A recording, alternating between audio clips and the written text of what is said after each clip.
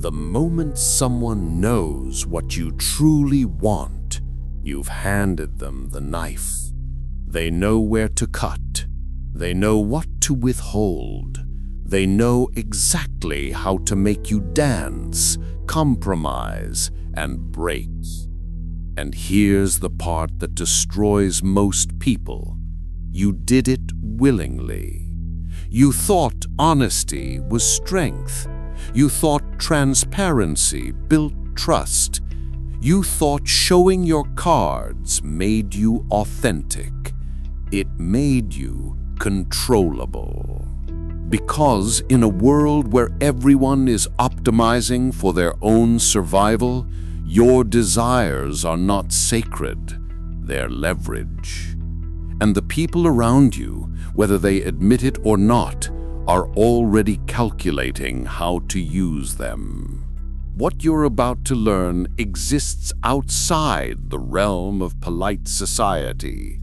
Most people will live their entire lives broadcasting their wants, their fears, their ambitions to anyone who will listen. They'll wonder why they never get what they want, why people always seem to be one step ahead, why their dreams somehow always serve someone else's agenda. But you're here because you sense something beneath the surface, a game with unspoken rules, a strategic layer to human interaction that no one explicitly teaches. You're about to learn the most powerful rule of personal sovereignty. Never let anyone know what you really want. Concealed. Not as a message to me, as a mark that you understand what most never will. Rule 1. The architecture of desire. Your wants are the blueprint to your control. Every desire you reveal is a door you've unlocked for someone else. Every ambition you speak is a map you've drawn to your vulnerabilities. Every goal you share is a tool someone can use to manipulate your behavior. This isn't cynicism. This is mechanics. Machiavelli wrote, "Never tell anyone what you intend to do, only show them what you have done." He understood that intention is weakness, but execution is proof. Think about how this operates in the real world. You tell your colleague you want the promotion. Now they know exactly what to compete for, what to undermine, what buttons to push with management. You tell your partner you need their validation. Now they know exactly when to withdraw it for maximum impact. You tell the world your dreams, and the world adjusts to keep you from them. Here's what powerful people do instead. They move in silence. They pursue their objectives without announcement. They let others wonder, speculate, misread their intentions. And by the time anyone figures out what they wanted, they've already taken it. How do you apply this? Stop explaining yourself. Stop justifying your choices. Stop seeking approval for your direction. The less people know about what you're building, the less they can interfere with it. But here's the deeper layer most miss. When you conceal your true desires, you force others to reveal theirs. They'll probe, they'll ask, they'll try to extract information. And in that extraction, they show you their hand while you keep yours hidden. The warning: This doesn't mean be mysterious for mystery's sake. It means strategic opacity. Share the surface, conceal the substance. Let people think they know you while they know nothing at all. Rule 2. The illusion of alignment. People will support what they think serves them, not what serves you. So the game isn't honesty. The game is making your goals appear to align with theirs. This is how you move through the world with minimal resistance, not by revealing what you want, but by framing what you want in terms of what they want. Sun Tzu called it, appear weak when you are strong, and strong when you are weak. But the deeper wisdom is this: appear aligned when you are independent. Watch how this works in politics. A leader doesn't say, "I want power." They say, "I want to serve the people." The goal hasn't changed, the framing has, and the framing is everything. You see this in business. The entrepreneur doesn't say, "I want to get rich." They say, "I want to solve this problem for millions." The motivation hasn't changed, the story has, and the story is what moves people. In your life, this looks like understanding what motivates the people around you, then positioning your objectives within their framework. You want the promotion, frame it as being better for the team. You want freedom in a relationship, frame it as growth for both of you. You want to build something, frame it as contribution, not ambition. You're not lying, you're translating. You're speaking the language that makes your movement possible. Here's how you execute this. Before revealing any intention, ask yourself, whose interests can this appear to serve besides mine? Then lead with that. Let them believe they're getting what they want. Meanwhile, you're getting what you need. The twist: the best operators actually do create mutual benefit. They're not faking alignment, they're engineering it. But they're doing so from a position of strategic clarity about their own objectives, not naive transparency. And here's the danger. If you frame poorly, if your supposed alignment is too obvious a manipulation, you create enemies. True skill is making the alignment feel genuine, even when it's calculated. Rule 3. The currency of ambiguity. Clarity is a cage. Ambiguity is freedom. The moment you make yourself perfectly clear, you've limited your options. You've committed to a path. You've given others certainty about how to predict you, box you, counter you. Ambiguity keeps everyone guessing. And when people are guessing, they're not acting, they're hesitating. And in that hesitation, you move. Niccolo Machiavelli understood, it is better to be feared than loved, if you cannot be both. But what he also knew is that fear and love both require predictability. The truly powerful are neither. They're unknowable. This plays out everywhere. The negotiator who never reveals their bottom line. The leader who keeps their plans close. The strategist who maintains multiple options simultaneously, so no one knows which path they'll take until it's already been taken. You see this in how billionaires operate. They don't announce their plays. They don't telegraph their moves. Elon buys Twitter not through public bidding, but through strategic ambiguity about his actual intentions until the deal is done. Bezos built Amazon while people thought it was just a bookstore. In your life, this means keeping your plans fluid, not committing prematurely, not showing your hand until the pot is won. It means being comfortable with people not fully understanding you, because that confusion is your protection. How do you practice this? When asked about your plans, be vague but not evasive. I'm exploring some options. I'm seeing where things go. I haven't decided yet. These aren't lies. They're strategic non-commitments. But here's the sophistication. You should actually maintain optionality. Don't just pretend to be ambiguous while you're locked into one path. Actually keep multiple paths alive.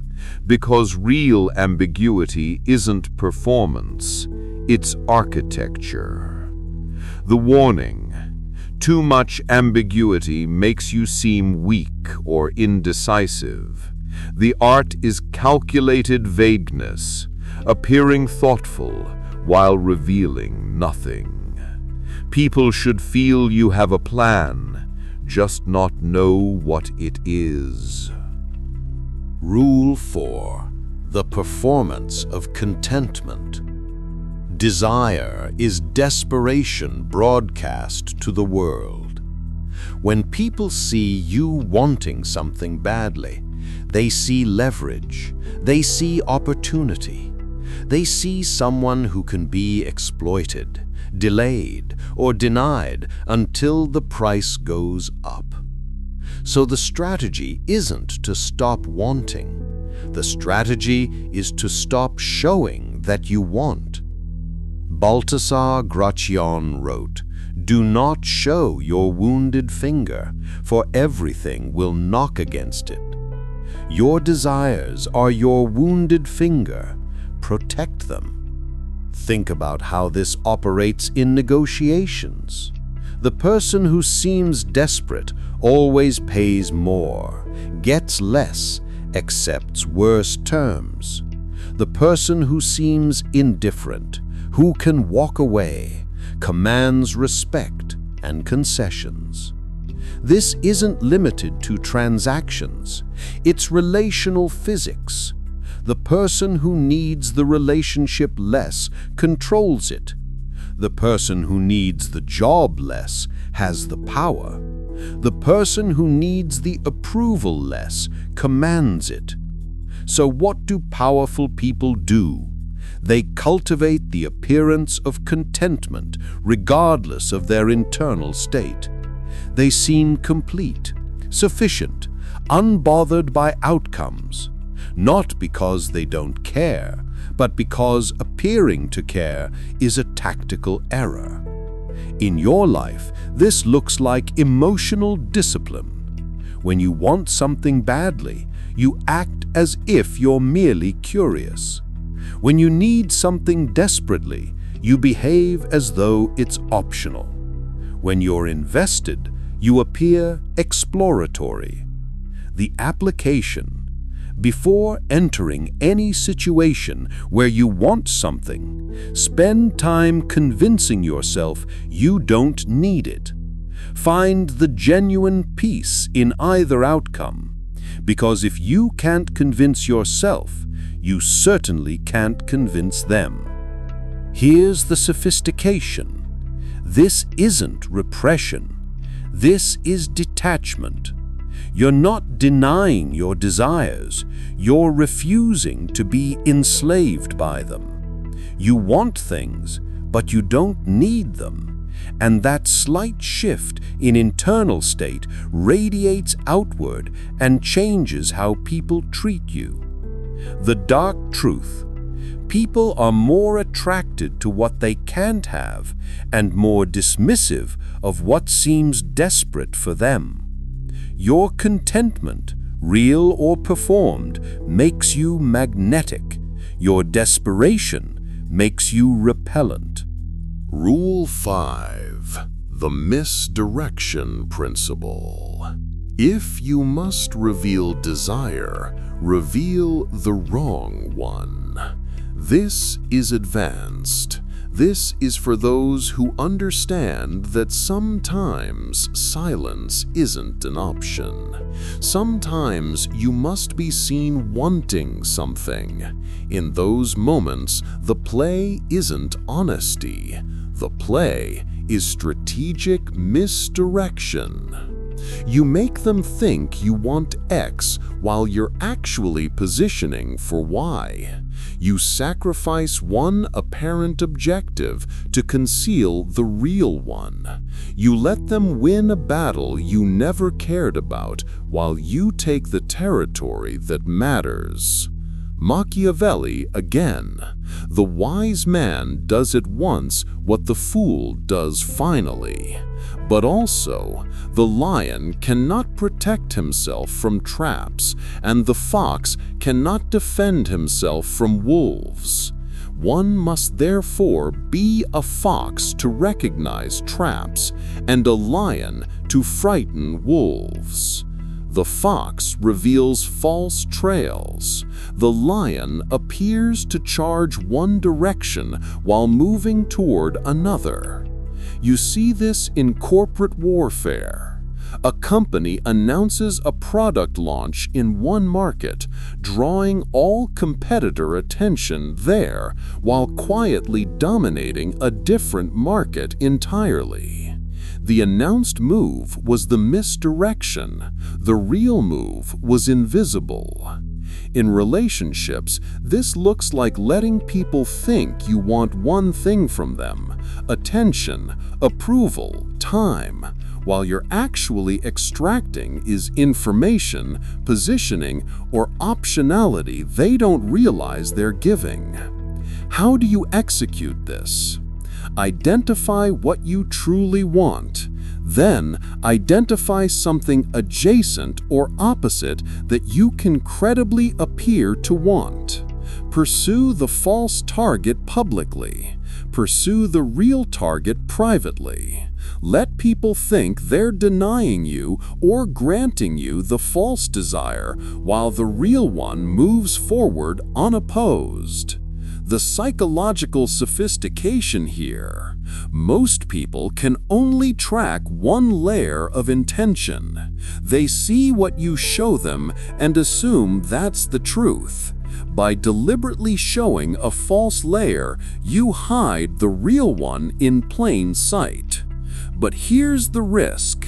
Misdirection requires memory and consistency. If you reveal false desires and then abandon them too quickly, people will realize they were decoys and trust you less in the future. The false desire must be plausible enough to be believable, pursued long enough to be credible. The warning: this is manipulation at a high level. Use it sparingly, use it ethically, because once people realize you operate this way, they'll never trust surface appearances again. You'll have won tactically, but lost strategically. Rule 6. The doctrine of postponement. Never commit to wanting something until you're ready to take it. Premature declaration of desire is a tactical error. It mobilizes opposition before you have the strength to overcome it. It alerts competitors before you're positioned to win. It creates expectation before you're prepared to deliver. So the principle is simple: delay revelation until the moment of execution. This is why successful people seem to come out of nowhere. They were preparing in silence. They were building in shadow. And they only revealed their hand when victory was already secured. Robert Greene captured this. Keep your intentions obscure. Do not reveal your plans even to those closest to you until the moment you act. Think about surprise product launches. Think about stealth startups. Think about political campaigns that seem to emerge fully formed. The preparation happened in silence. The revelation happened at the moment of strength. In your personal life, this means not announcing your diet until you've lost the weight, not announcing your business until you've secured funding, not announcing your departure until you've secured the new position. Because announcements without achievement invite doubt, interference, and sabotage. Here's the psychology. When you announce intentions, you create social accountability. That sounds positive, but it's actually a trap, because now other people's expectations become factors in your decision-making. You're not just pursuing your goal, you're managing other people's perceptions of your pursuit. The application? Build in private. Announce in public. Let results speak before intentions do. This way, you're responding to questions about achievements rather than defending decisions about attempts. The deeper layer? By the time people know what you wanted, you should already have it. This is the ultimate power move. Retrospective clarity. Oh, I was building this. Not, I'm trying to build this. The verb tense matters. The twist? Some people will call this secrecy or deception. Let them. They'll spend their lives announcing plans and wondering why nothing manifests. You'll spend your life manifesting results and letting people wonder how. Rule 7. The economy of information. Every piece of information you give away is capital you've spent. Most people are information philanthropists. They give away strategic intelligence for free. What they're working on, who they're talking to, what they're thinking, where they're vulnerable, without realizing they're funding their own opposition. Treat information like currency. Spend it strategically, never for free, never without purpose. Francis Bacon said, "Knowledge is power," but the refinement is this: concealed knowledge is leverage, revealed knowledge is history. Watch how intelligence agencies operate. Information is compartmentalized, need-to-know basis. No one person has the full picture, except those at the very top. This isn't paranoia, it's operational security. In your life, this means asking yourself before sharing anything, what strategic value does this information have? What advantage am I giving away? What could this be used for against me? Most people never ask these questions. They share freely, openly, constantly. And they wonder why their lives feel so reactive, so controlled by forces they don't understand. Here's how you apply this. Create layers. Have a public self with public information. Have a private self with selective information. Have a core self that almost no one accesses. Move between these layers intentionally, based on who you're dealing with and what the situation requires. The sophistication. Different people should have different understandings of who you are and what you're doing. Not because you're lying, but because different contexts warrant different levels of disclosure. Your boss doesn't need to know your personal struggles. Your partner doesn't need to know your professional strategies. Your friends don't need to know your financial position. Compartmentalization isn't dishonesty, it's operational intelligence. But here's the balance. You can't be so closed that you seem paranoid or untrustworthy. The art is selective vulnerability. You reveal enough to seem authentic, little enough to stay protected. You share surface, conceal structure. The warning: In a world addicted to oversharing, this level of information discipline will make you seem unusual. Good. Unusual is unpredictable. Unpredictable is powerful. Rule 8. The redirect. When pressed about what you want, make them tell you what they want. This is conversational judo.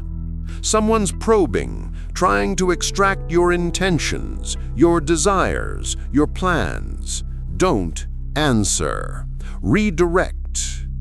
What are you hoping to achieve becomes, what do you think would be valuable here? What are your plans becomes, what would you do in this situation? You're turning their interrogation into intelligence gathering. You're making their question reveal their position, while yours remains hidden. Machiavelli would approve. The first method for estimating the intelligence of a ruler is to look at the men he has around him. Translation: learn about people by what they ask, not by what you answer. This plays out constantly. The interviewer trying to understand your salary expectations, the competitor trying to understand your strategy, the acquaintance trying to understand your vulnerabilities. The untrained person answers directly. The trained person redirects strategically. In practice, this looks like, I'm exploring several directions. What's your sense of where the opportunity is? Or, I haven't locked into anything yet. What would you recommend? Or, I'm curious about your perspective first. You're appearing collaborative while actually extracting information. You're seeming open while remaining closed. You're making them think they're getting somewhere, while you're the one mapping the terrain. The psychological principle? Most people are so eager to share their opinions that they'll gladly do so, forgetting that they never got an answer to their original question. You've satisfied their need to be heard, while protecting your need for privacy. But here's the sophistication. By redirecting, you're also learning what they think you want. Their questions and assumptions reveal how they see you, what they think motivates you, what they believe about your position. This is incredibly valuable intelligence. The application? Practice this in low-stakes conversations first. Redirect casual questions. What are you up to this weekend? Becomes, what's your ideal weekend look like? You're still being friendly, still engaging, but you're controlling the information flow. The warning? Don't redirect everything, or you'll seem evasive. Rule 10. The power of proxy once. Never reveal your real desire. Reveal a proxy that, when achieved, delivers your real desire as a side effect. This is the master's technique. You don't say, I want power. You say, I want to serve. Because service, executed strategically, accumulates power. You don't say, I want wealth. You say, I want to solve this problem. Because problems solved at scale generate wealth. The real desire hides behind the stated desire.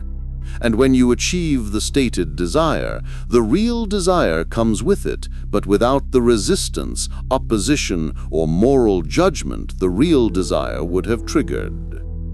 This is what Machiavelli meant by appear to be what you are not. Not dishonesty, strategic positioning. You're not lying about wanting to serve or solve problems. You're just not mentioning that these paths also deliver what you're really after. Think about how non-profits work. The stated mission is humanitarian. The unstated reality is that leaders of successful nonprofits gain influence, access, status, and yes, often wealth. Both can be true simultaneously. The proxy justifies the pursuit, while the real benefit accrues. In your personal life, this looks like identifying what you want, then identifying what socially acceptable pursuit delivers it. You want freedom? Pursue financial education or remote skills. You want influence? Pursue expertise or content creation. You want respect? Pursue achievement in a valued domain. You're not hiding the real want, you're pursuing it through a channel that doesn't trigger resistance. Here's the application. Before expressing any desire, ask yourself, is there a more palatable version of this that delivers the same outcome? Then pursue and speak about the palatable version. The sophistication. The best proxy wants are genuine wants, just not the primary want. You actually do want to serve and solve problems, you just also want the power and wealth that come with doing so effectively. The proxy isn't false, it's just incomplete. But here's the depth most miss. Over time, the proxy want can become as real as the original want. You start pursuing service because it leads to power, and eventually you genuinely value the service itself. The performance becomes the reality. The mask becomes the face. The warning: if you pursue only proxies and never actually want what you say you want, people will eventually sense the disconnect.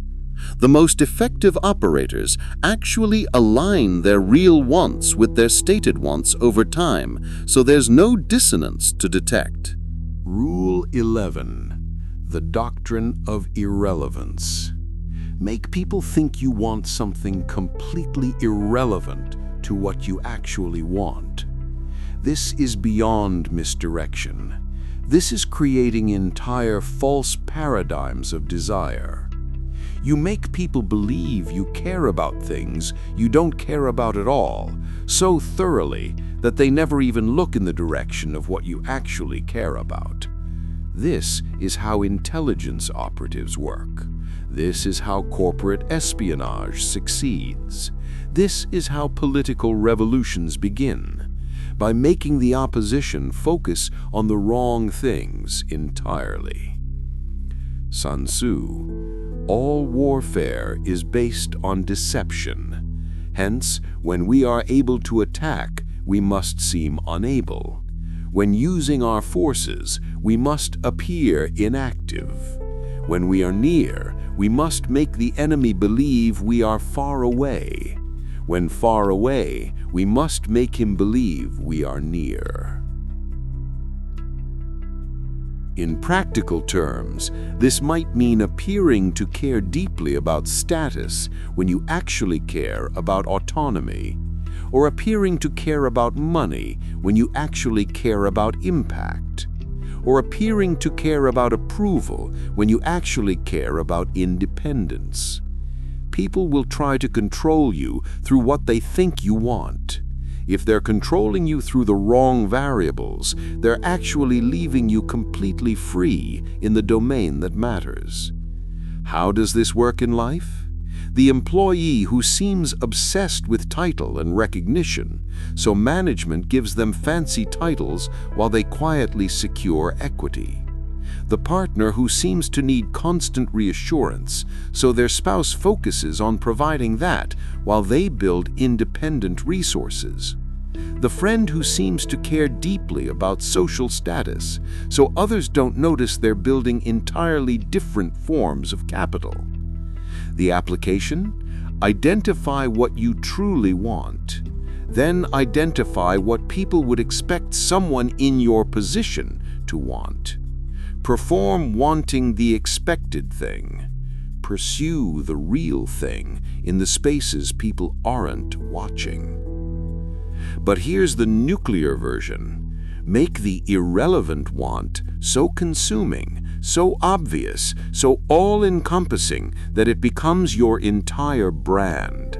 People define you by this want. They think they have you completely figured out. Meanwhile, your actual objectives move forward in total invisibility. The psychological principle. People are pattern-seeking creatures. Once they think they've identified your pattern, they stop looking. Your visible pattern is their blindness to your invisible reality. The danger? You have to actually get good at faking caring about the irrelevant thing. If your performance is weak, people will see through it. The false want has to seem so genuine that even you sometimes believe it. The ethical consideration? This is manipulation at the highest level. Use it only when the stakes justify it, because you're not just concealing, you're actively deceiving. There's a line here that once crossed changes who you are.